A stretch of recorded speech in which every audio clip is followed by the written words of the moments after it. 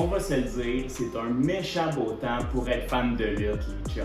Re-bienvenue sur la chaîne RMBO et j'ai pris un petit break, j'ai décidé de prendre la fin de semaine off et je suis allé voir Post Malone en festival. C'était complètement insane, mais on est back avec une nouvelle vidéo de lutte comme on l'aime, les chums. Et aujourd'hui, on va parler d'un groupe qui, selon moi, est une petite coche de plus haut que le Wyatt Six. Un groupe complètement insane qu'on a la chance de voir chaque vendredi lors de SmackDown.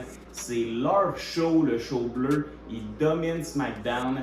Et on va parler aujourd'hui du nouveau Bloodline, composé de 4 membres en ce moment. Solo Sikoa qui fait le meilleur travail de sa carrière, qui a l'air d'un million bucks comment il est habillé. Il joue le heel parfait en ce moment. Et ce que j'aime de Solo Sikoa, c'est qu'il est entouré. Il n'est pas tout seul comme un petit loup. Au contraire, il y a un fucking loup-garou derrière lui. Il y a une clique avec lui. Et c'est ce qui fait de lui un gros badass qui est capable de s'améliorer petit peu par petit peu au micro sans nécessairement être laissé à lui-même. À côté de lui, on a Tama Tonga, honnêtement un lutteur que je ne connaissais pas et que je regrette de ne pas connaître.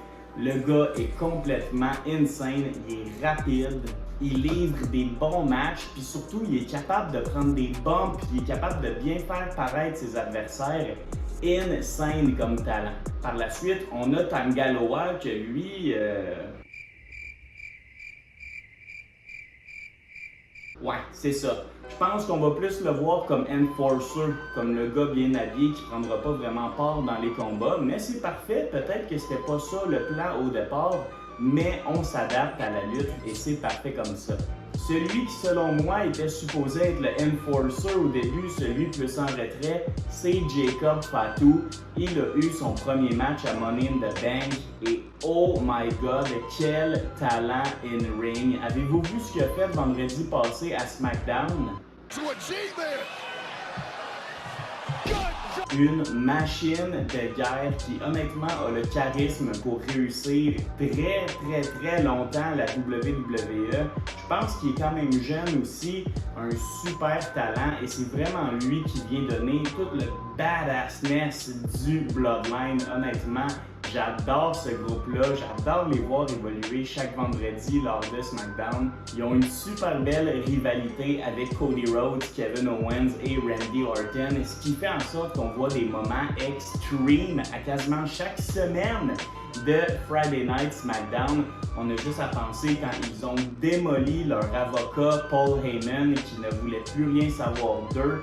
Complètement insane comme storyline. Et honnêtement, c'est ça qui est le fun, c'est que ces gars-là n'ont pas peur de tout donner dans le ring, ils n'ont pas peur de prendre des pompes légendaires.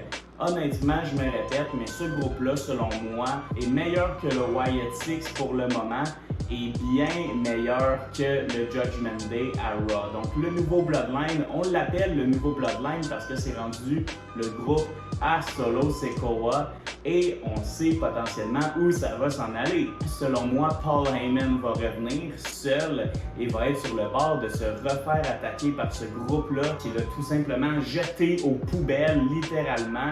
Et la musique de Roman Reigns va se faire retentir et oh my god que ce pop-là va être légendaire. J'ai déjà hâte de faire une vidéo sur le retour de Roman Reigns et par la suite, je pense que l'inévitable va arriver.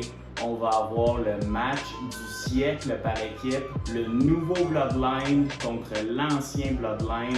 Oh my god, ça va être insane. Si on se retourne à Money in the Bank, la seule chose que j'ai pas trop aimé du match, c'est que en fait c'est un match assez simple, un match avec beaucoup de règles, très supervisé en équipe de 3 contre 3.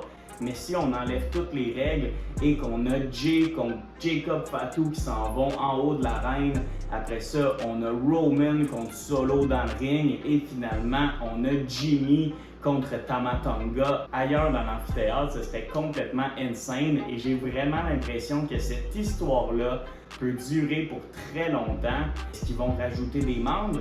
Est-ce qu'un des membres va switch pour aller dans l'équipe à Roman Reigns éventuellement? On a tellement de belles possibilités et c'est pourquoi j'avais pas le choix de vous parler un petit peu du Bloodline. Je pense que c'est le meilleur groupe actuellement à la WWE.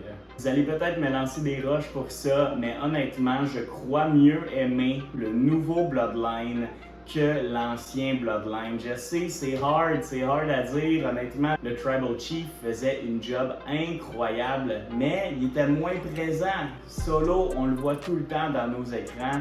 Il est habillé comme un chef et c'est ce qu'il veut devenir. Et honnêtement, je serais pas surpris même que le nouveau Bloodline batte l'ancien Bloodline pour établir sa supériorité à SmackDown et tout simplement dans le monde de la lutte en général. Donc, petite vidéo rapide, mais j'avais pas le choix. Honnêtement, je viens d'écouter le SmackDown et j'ai du plaisir pendant 2 heures à voir tout le filon du show qui est leadé par le Bloodline. Donc, laissez-moi savoir dans les commentaires si vous êtes d'accord. Est-ce que vous pensez que le nouveau Bloodline est meilleur que l'ancien Bloodline?